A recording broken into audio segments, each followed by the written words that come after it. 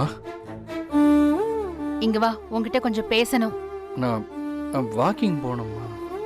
இன்னைக்கு ஒரு நாள் லேட்டா போனா ஒன்னும் ஆகாது. வா, உள்ள உன்கிட்ட கொஞ்சம் பேசணும். வா. சரி வா.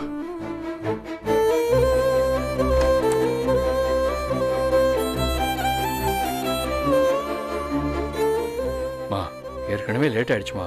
வாக்கிங் முடிச்சுட்டு அப்புறம் பேசிக்கலாமே. இருடா ஒரு நிமிஷம். எங்க போய் குடிச்சீங்க அப்பனும் மகனும்?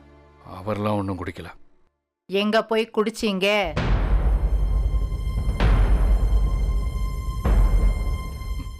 அவரோட கிளவுட் கிச்சன்ல. ஓ, வேலை பார்க்குற இடத்தையே பாரா மாத்தி வச்சிருக்கானா?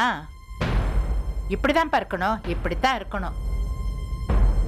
உன் அப்பன் குடிச்சு குடிச்சு சீரழிஞ்சதெல்லாம் நீ பார்த்தல்ல, அப்புறம் எப்படா உன்னால அந்த கருமத்தை தொட முடியுது? உனக்கெல்லாம் பாட்டி இல்ல, வேண்டாம்ப்பா, நான் எதுவுமே சொல்லல. அப்புறம் எனக்கும் என் பையனுக்கு இடையில நீ எதுக்கு வரன்னு உன் அப்பா வந்து என்ன கேட்பான். பாட்டி ஒரு மாதிரி வேலை டென்ஷன். அதான்.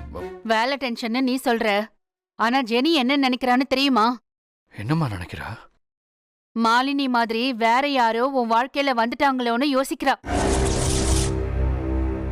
என்னம்மா சொல்ற? எப்படிமா? அந்த அளவுக்கு தான் உன் மேல அவளால நம்பிக்கை வைக்க முடியும். அந்த அளவுக்கு தான் நீயும் நடந்திருக்க. ப்ராமிஸ் ஆபீஸ் டென்ஷன் தான்மா, வேற எதுவும் இல்லம்மா. இத பாரு, ஒரு குழந்தை இருக்கு, அடுத்த குழந்தை பிறக்க போகுது. அத பத்தியெல்லாம் கொஞ்சமாவது கவலைப்படுறியா நீ? உன் இஷ்டத்துக்கு நீ இருக்க. கொஞ்ச நாளா உன்னை நினைச்சு நான் ரொம்ப சந்தோஷப்பட்டுட்டு இருந்தேன் செழியா. இப்போ என்னடானா கழுத தேஞ்சு கட்டெரும்பான மாதிரி எங்க ஆரம்பிச்சியோ அங்கேயே திரும்பவும் போயிட்டு இருக்க. ஒன்னே ஒண்ணுதான் செழியா, ஜெனி வீட்டை விட்டு போனப்போ நீ எப்படி இருந்தன்னு யோசி. எப்படி எல்லாம் கஷ்டப்பட்டு அவளை வீட்டுக்கு கூட்டிட்டு வந்தன்னு யோசி.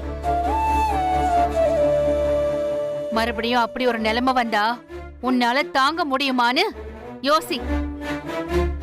இதெல்லாம் யோசிச்சதுக்கு அப்புறம் குடிக்கணும்னு தோணுச்சுன்னா நீ குடி, சரியா? யாரும் எதுவும் சொல்ல மாட்டாங்க. ஐயோ மா, கண்டிப்பா இதுக்கப்புறம் நான் குடிக்கவே மாட்டேம்மா. சாரிம்மா பாட்டி, ரொம்ப சாரி பாட்டி.